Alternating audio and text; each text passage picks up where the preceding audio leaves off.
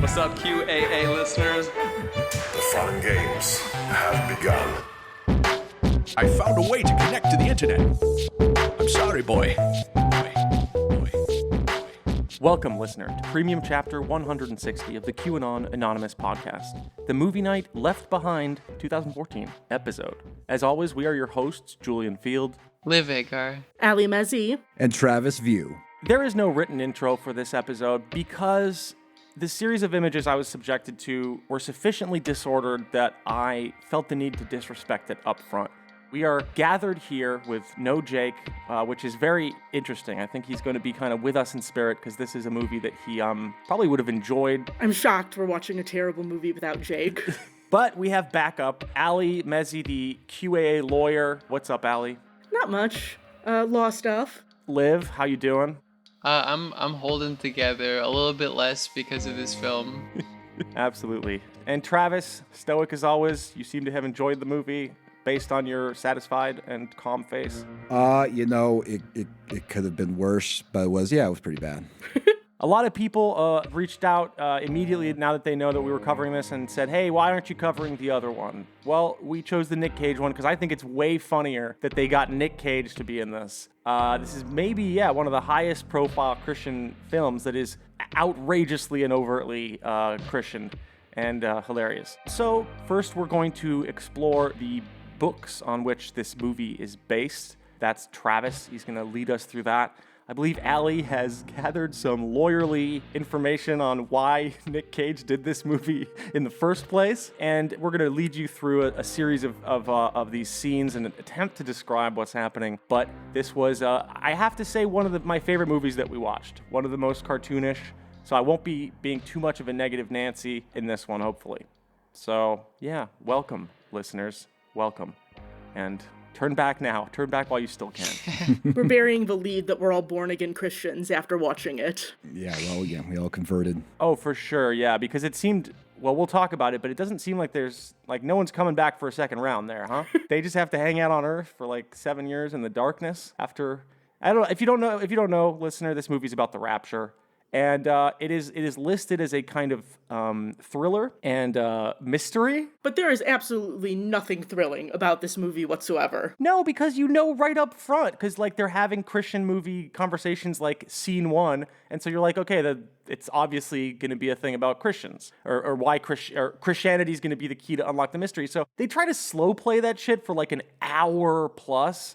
They even do detective eureka moments and shit. Right, that's so excruciating to me. No one doesn't know what you're doing here, folks. There has to be some joy the intended audience is getting from watching them put these non-believers put it together, right? I'm assuming. I would kill, because there has to be a set of people out there that watch this movie and at 1 hour and 10 minutes we're like, oh, fuck, it's the rapture. For them, it really was a mystery movie. And if that is you and you are out there, reach out because I want to study your brain and put it in a jar for science. Because I love you. All right, Travis, take us away with some background here. Sure, yes. So, Left Behind, I think the first thing I think is worth mentioning that this film was directed by a man named Vic Armstrong, who does have some actually pretty impressive credentials in the film industry. Most of his credits are for acting as a stunt double and a stunt coordinator. According to the Guinness Book of World Records, he's actually the most prolific stunt coordinator or stunt double in film history. And he's worked on a lot of mainstream films like Amazing Spider-Man, Terminator 2, and lots of other films. But for this, he I don't know. I thought there would be a lot more impressive stunts if that's his sort of forte in this film. Yeah, there were maybe zero stunts, mostly because the entire thing is in a mall, in a parking lot, in a plane, and in a house. There is very little street action, other than some, right around the time of the rapture, there's some fun action. There is. There are people dodging planes and cars and stuff, diving out of the way. So yeah, there's some stunt action. Not Terminator 2 level, but yeah, there was some. No, definitely not. Left Behind is based upon the highly successful book series by Tim LaHaye and Jerry B. Jenkins.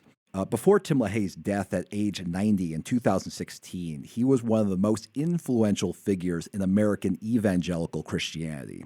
He was an evangelical minister in Southern California for decades before turning to politics in the 70s.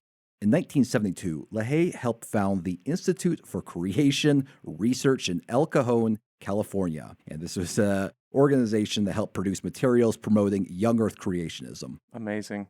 In 1981, LaHaye helped found the secretive right-wing think tank, the Council for National Policy, or the CNP, which now counts many right-wing shitheads as its members, including Eric Prince and Charlie Kirk. So another great legacy he left behind.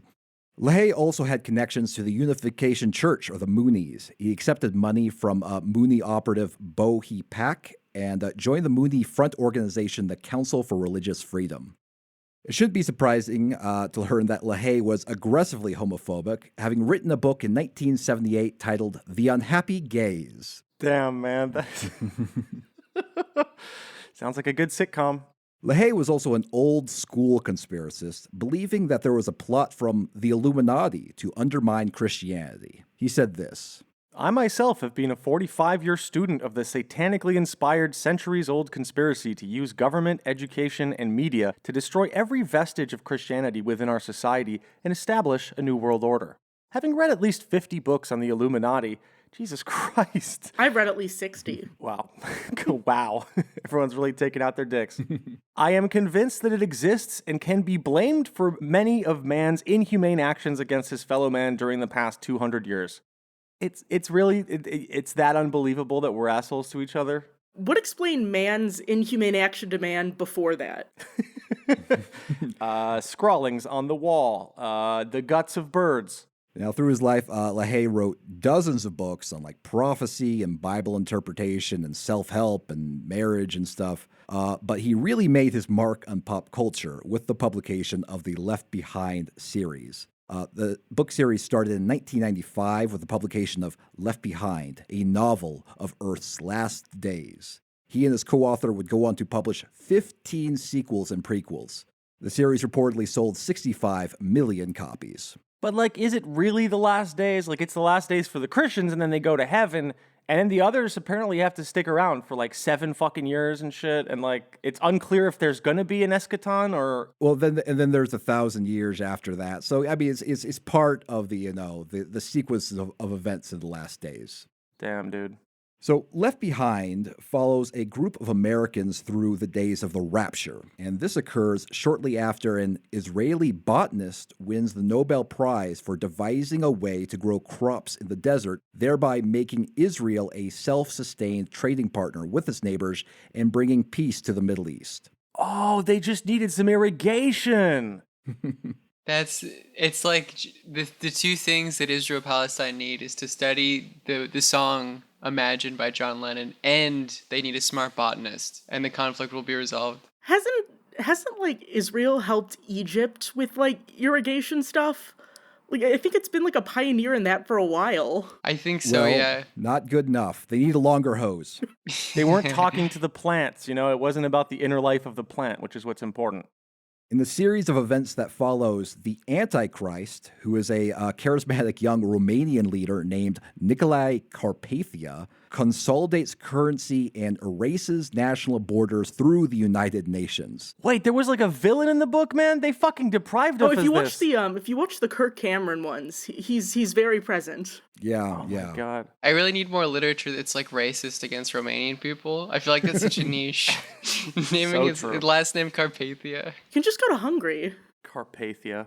In the book, eventually all survivors are brought together under the mark of loyalty, which is a biochip inserted in the hand or forehead that allows one to purchase food, and a tattoo, which is the mark of the beast. So, one world government, mark of the beast stuff. And honestly, it's way cooler. All that geopolitical stuff is not present in the film that we watched for this episode. You have been listening to a sample of a premium episode of QAnon Anonymous. We don't run any advertising on the show, and we'd like to keep it that way. For $5 a month, you'll get access to this episode, a new one each week, and our entire library of premium episodes. So head on over to patreon.com/QAnon Anonymous and subscribe. Thank you. Thanks. I love you. Jake loves you.